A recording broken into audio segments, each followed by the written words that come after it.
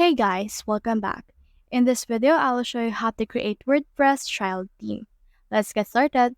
In order to do that, what you can do is you can scroll down right here and we need to install a plugin.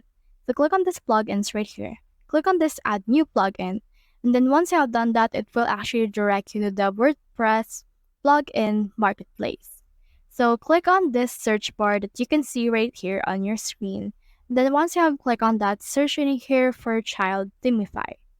So here's what it actually spell. Here's it is. So just search for this one. And then once you have searched for it, you should be able to see some search results. So here's child themify right here, wherein you can create child themes with a click of a button. So click on this right here. And then once you have done that, click on this install and activate.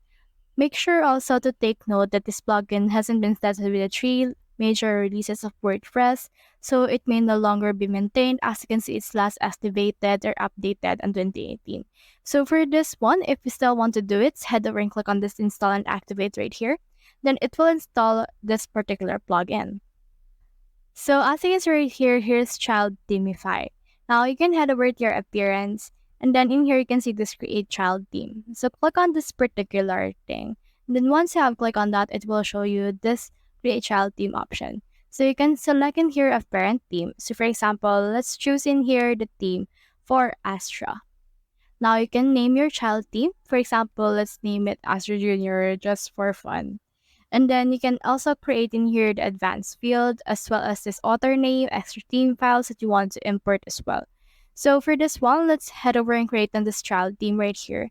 And then once you have done that, your theme has been created and you can click on this, go check it out right here in order to see what it looks like.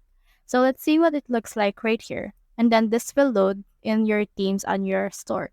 And here it is, the Astro Junior. You can just edit it out however you want if you want to activate it.